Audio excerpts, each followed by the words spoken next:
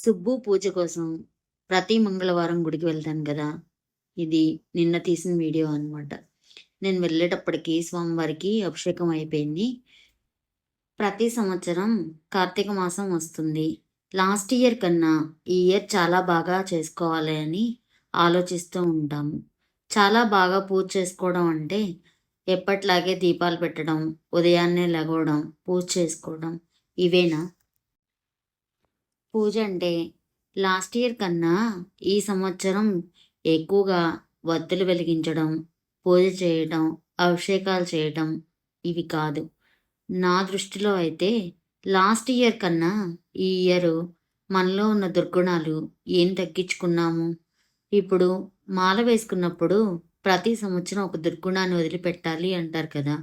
అలాగే మనం ప్రతి సంవత్సరం కార్తీక మాసం చేస్తున్నప్పుడు లాస్ట్ ఇయర్‌కి, ఈ ఇయర్‌కి ఉన్న చేంజెస్ ఏంటి?